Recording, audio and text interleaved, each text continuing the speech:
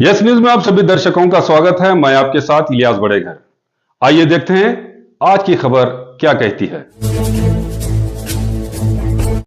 ವಿಜಯಪುರ ನಗರ ವಿಧಾನಸಭಾ ಕ್ಷೇತ್ರದ ಏನು SIR ಪ್ರಕ್ರಿಯೆ ನಡೆದಿದೆ. ನಮ್ಮ ಎಲ್ಲ ಮತದಾರರು ನಿಜವಾದ ಮತದಾರರ ಒಂದು ಪರಿಷ್ಕರಣೆ ಇವತ್ತು ಭಾರತ ಚುನಾವಣಾ ಆಯೋಗ ಮಾಡ್ತಾ ಇದೆ.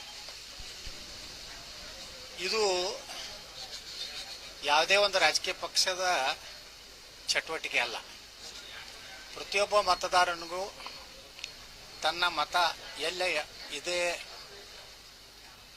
ಅವರು ಮತ ಹಾಕುವಂಥ ಅಧಿಕಾರ ಕೊಡುವಂಥ ಒಂದು ಅತ್ಯಂತ ಒಳ್ಳೆಯ ಪ್ರಕ್ರಿಯೆಯನ್ನು ಇವತ್ತು ಭಾರತೀಯ ಚುನಾವಣಾ ಆಯೋಗ ಮಾಡ್ತಾ ಇದೆ. ಇದರಿಂದ ಈ ನಕಲಿ ಓಟುಗಳು ಅಂದರೆ ಒಬ್ಬೊಬ್ರದ್ದು 8-9 ಕಡೆ ಮತ ಮಾಡಿದ್ದಾರೆ, ಮಾಡಿ ನಕಲಿ ಡೂಪ್ಲಿಕೇಟ್ ಓಟ್ ಹಾಕುವಂಥದ್ದು ವಿಜಯಪುರದಲ್ಲಿ ಕೆಲವೊಂದು ಏರಿಯಾದಲ್ಲಿ ಭಾಳ ವರ್ಷಗಳಿಂದ ನಡ್ಕೊಂಡು ಬಂದಿತ್ತು.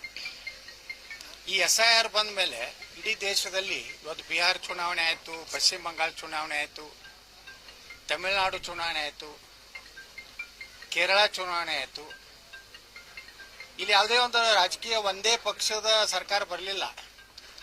ತಮಿಳುನಾಡಿನಲ್ಲಿ TVK ಪಕ್ಷ ಬಂತು, ಕೇರಳದಲ್ಲಿ ಕಾಂಗ್ರೆಸ್ ಪಕ್ಷ ಬಂತು, ಪಶ್ಚಿಮ ಬಂಗಾಳದಲ್ಲಿ ಭಾರತೀಯ ಜನತಾ ಪಾರ್ಟಿ ಬಂತು, ಬಿಹಾರದಲ್ಲಿ ಭಾರತೀಯ ಜನತಾ ಪಾರ್ಟಿ ಬಂತು.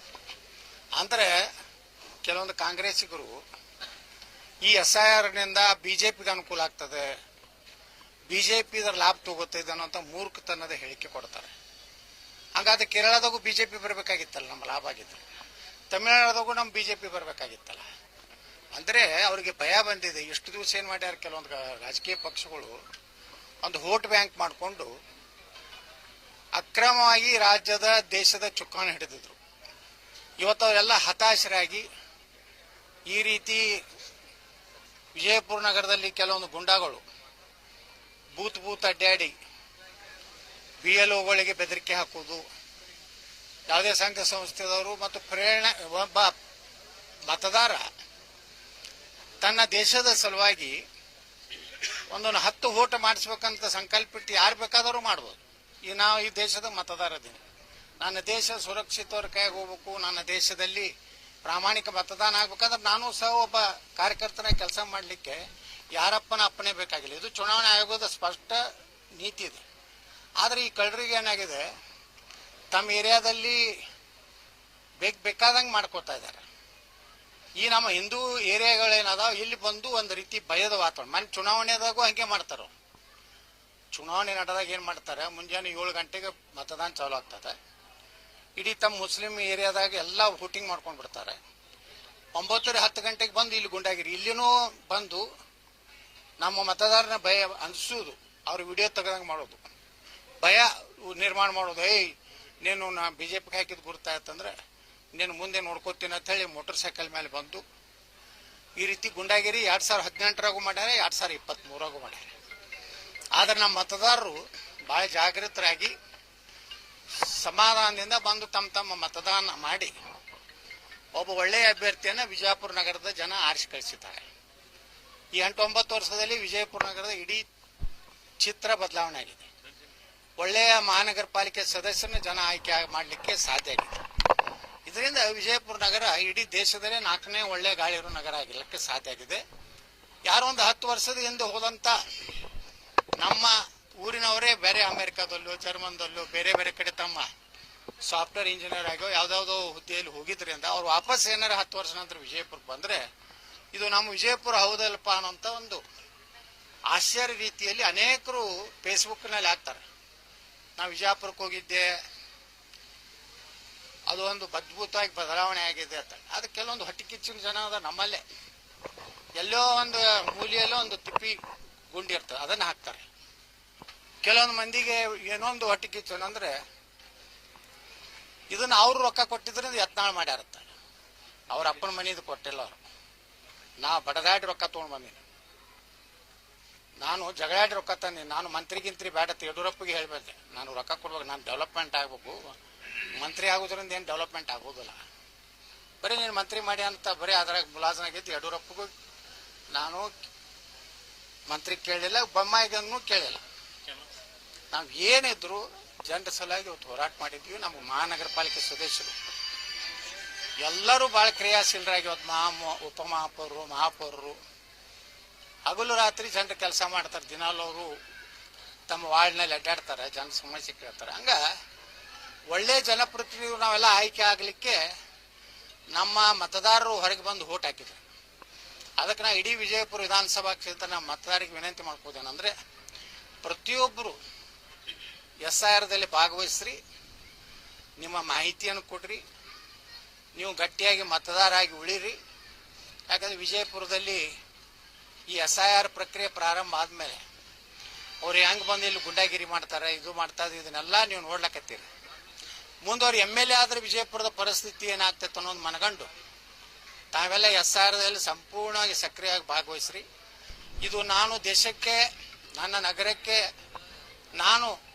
ನನ್ನ ಕರ್ತವ್ಯವಿದೆ, ಮತದಾನ ಮಾಡಬೇಕು ಅನ್ನೋಂಥ ಒಂದು ಜಾಗೃತಿಯನ್ನು ಮೂಡಿಸುವಂಥದ್ದು ನಮ್ಮ ಎಲ್ಲ ಸಾಮಾಜಿಕ ಕಾರ್ಯಕರ್ತರು, ಸಂಘ ಸಂಸ್ಥೆ ಇರ್ಬೋದು, ಅದು ಸಿದ್ದೇಶ್ವರಿ ಇರ್ಬೋದು, ಸಿದ್ದೇಶ್ವರ ಬ್ಯಾಂಕ್ ಇರ್ಬೋದು, ಸಿದ್ದೇಶ್ವರ ಸಂಸ್ಥೆ ಇರ್ಬೋದು, ಎಲ್ಲರೂ ಇದರಲ್ಲಿ ಭಾಗವಹಿಸಲಿಕ್ಕೆ ಸಂಘ ಸಂಸ್ಥೆದ ಜಾಗೃತಿ ಮಾಡಲಿಕ್ಕೆ ಅಧಿಕಾರ ಇದೆ.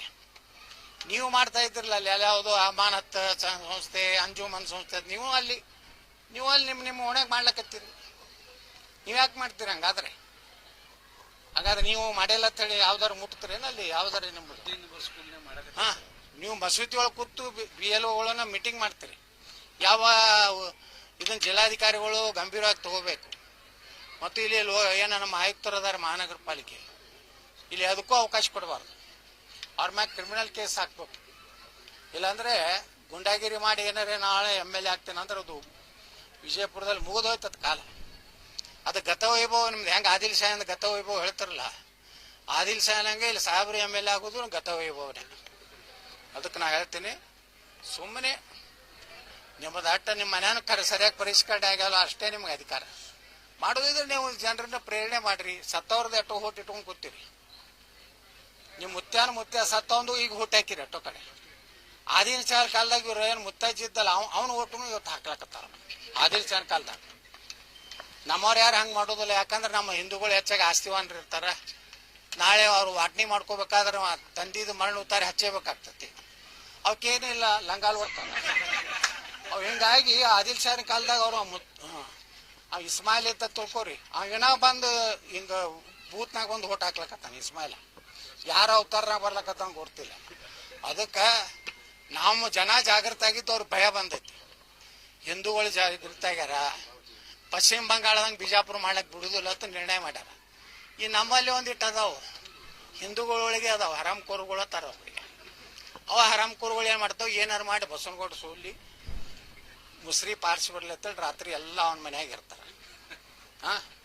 ಅದೇನು ಆಗೋದಲ್ಲ ಹೋಗೋದಲ್ಲ. ಇದೆಲ್ಲ ಜನ ಜಾಗೃತ ಅದಾರ, ಜನ ಅಭಿವೃದ್ಧಿ ನೋಡ್ಯಾರ. ಮತ್ತಿದನ್ನ ಹಗಲತ್ ಏನೋ ರಾತ್ರಿ ಕಂಡ ಬಾಯಾಗ ಹಗಲತ್ ಯಾರು ಬೀಳುದಿಲ್ಲ. ಇವ್ರು ಬಂದಾಗ ಇಟ್ಟು ಹೇಳ್ತಾರ, ಭಯ್ಯ ತುಮಕೋ ಒಂದಲ್ ಭಯ್ಯ ತುಮಕೋ ಈ ಹೋಟೆಲ್ ಹೆಂಗೆ ಹೇಳ್ತಾರ.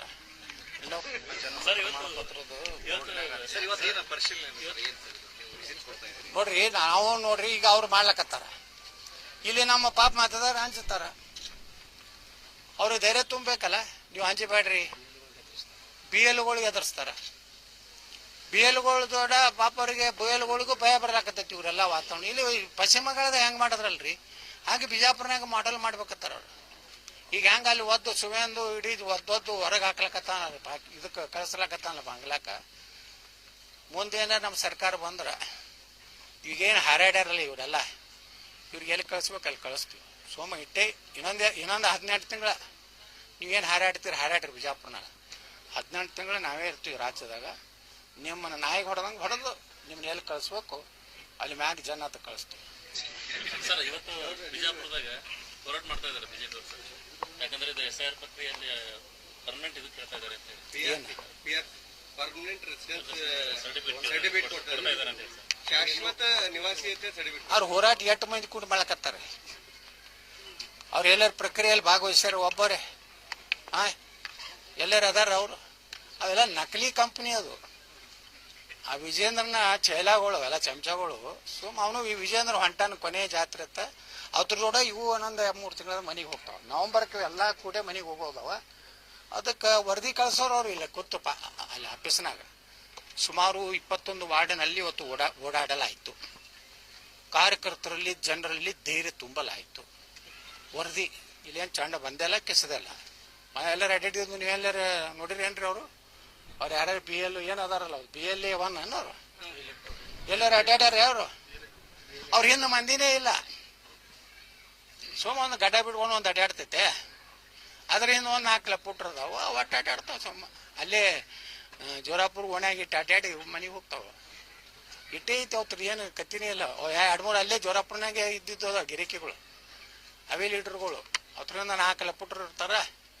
ಹೋಗಿ ರಾತ್ರಿ ಮುಸ್ರಿಫ್ ಜೋಡ ಭಯ್ಯ ತುಮ್ ಚಿಂತಾ ಮತ್ ಕರೋ ಹಮ್ BJP से ಫುಲ್ ಸಪೋರ್ಟ್ ಆಗಿತ್ತು ರಾತ್ರಿ ಹೇಳಿ ಬರ್ತಾರ. ಮಂದಿ ಯಾರ ಮಾತು ಕೇಳೋಲ್ಲಕ್ಕನಾಗ ಬಿಜಾಪುರನಾಗ ಇಲ್ರಿ. ಇತ್ತಂದ್ರೆ ನ್ಯಾಯ ಕಾರಿಸಿ ಬರ್ತಿದ್ದೆ.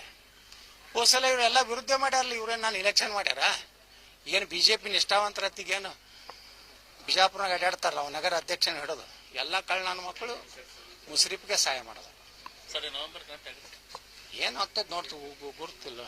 ಮತ್ತು ಕ್ರಾಂತಿನೇ ಮಾಡಲಿಲ್ಲ ಅಂದ್ರೆ ಮತ್ತು BJP ಅದು ಕರ್ನಾಟಕದಾಗ ಉಳಿತೈತೆ. ಇವ್ರ ಲೀಡರ್ಶಿಪ್ನಾಗ BJPನ ಮುಗಿದು ಹೋಗ್ತೈತೆ, ಕಳ್ಕೊಂಡು ಹೋಗ್ಬಿಡ್ತೈತೆ BJP. ಮ್ಯಾಗಿನವ್ರಿಗೆ ಏನಾರು ಗಿಂಟ ಅವು ಏನಾರ ಇದ್ದು ಅಂದ್ರೆ ಸರ್ವೆ ಏನಾರು ಮಾಡಿದ್ರ ಅಂದ್ರೆ ಮೊದಲು ಹೊರಗೆ ಹಾಕ್ತಾರೆ. ಇಲ್ಲಪ್ಪ ನಮಗೆ ಇಲ್ಲೇ ಇವನೇ ಬೇಕು ಅಂದ್ರೆ ಇಲ್ಲಿ BJP ಅಸ್ತಿತ್ವನೇ ಕಲಾಸ ಮಾಡ್ತಾನೆ. ಯಾಕಂದ್ರೆ ಮೊನ್ನೆ ವಿಧಾನ ಪರಿಷತ್ ನಾವು ನೋಡಿರಲ್ರಿ ಯಾರು ಮೂರ್ಖರು ಜಗತ್ನಾಗ MLAಗಳಿಗೆ ವಿಪ್ ಯಾವಾಗ ಇಶ್ಯೂ ಮಾಡ್ತಾರೆ ಹಿಂದಿನ ದಿವ್ಸ ಮಾಡ್ತಾರಿಲ್ಲ ನೀ ಇದು BJPಗೆ ಈ ವ್ಯಕ್ತಿಗೆ ಓಟ್ ಹಾಕತ್ತೇಳಿ. ಇವ್ರು ಅವ್ನು ಓಟ್ ಹಾಕಿ ಬಂದ್ಮ್ಯಾಗ ವಿಪ್ ಕೊಟ್ಟಾರೆ ಹಿಂದಿನ ಡೇಟ್ ಹಾಕಿ. ಅಷ್ಟು ಭಯ ಐತಿ DK ಶಿವಕುಮಾರ್ ಅಂದ್ರೆ ಅಲ್ಲೇ ಚಡ್ಡಾಗೆ ಮಾತಾಡೋದಂತ ಬಿಡ್ರಿ ಚರ್ರ ಹೋಗ್ಬಿಡ್ತಾವ. ಹಿಂಗೈದು BJP ಹಣೆ ಬಾರ. ಇನ್ನೊಂದು 2 DK ಶಿವಕುಮಾರ್ ಹಾಕಿದ್ದ ಅವು 2 ಬಾರಿ ಬರ್ತಿದ್ವು, ಇವು 2 ಹೋಗ್ತಿದ್ದು. 7 ಹಾಕಿದ್ದಂತ ತಿಳ್ಕೊರಿ. ಇನ್ನೊಂದು 2 ಹಾಕಿದ್ರ ಇವು BJP ಅವು ಹೋಗ್ತಿದ್ದು. ಹೌದು ಕೇರ್ಲೆಸ್ ಯಾಕೆ ಮಾಡ್ಯಾರ ಅಂದ್ರೆ ಹಿಂದಿನ ದಿವ್ಸ ಫೋನ್ ಬಂದೈತಿ ಒಂದೇನೇನು ಏನಾರ ನಾಟಕ ಮಾಡಿದಿ ನಮ್ಮ 5ನೇ ಅಭ್ಯರ್ಥಿಗೆ ಓಟ್ ಹಾಕ್ಸಲಿಲ್ಲ ಅಂದ್ರ ನೀ ಡೂಪ್ಲಿಕೇಟ್ ನಿಮ್ಮ ಅಪ್ಪನ ಸಹಿ ಮಾಡಿ ತೆಗಿತೇನೆ ಅಂದ್ಕೊಳ್ಳೆ. ನಾವು ಇಲ್ಲ ಏನು ಮಾಡಬೇಡ ಅಣ್ಣ, ನಾವು ವಿಪ್ಪೇ ಇಶ್ಯೂ ಮಾಡೋದಿಲ್ಲ ಅಣ್ಣ, ನೀನು ಮಾರ್ಗದರ್ಶನದಾಗ ಇರ್ತೀನಿ ಅಣ್ಣ. ಒಬ್ಬ ರಾಜ್ಯ अध्यक्ष ಹೇಳಿಲ್ಲ. जैसा कि आप सब जानते हैं कि आप सभी का प्यार हमारे साथ कायम है. इसी तरह से हमारे इस चैनल को प्यार करते रहिए और हमारी सारी खबरों को लाइक, शेयर और सब्सक्राइब करना ना भूलिए. हमारा यही मकसद है कि आपको हर खबर जो है जैसा है वैसा ही आपको हम दिखाते रहेंगे. ना किसी का पक्ष लेंगे, ना किसी के विरोध में जाएंगे. हमारे कदम सच के साथ.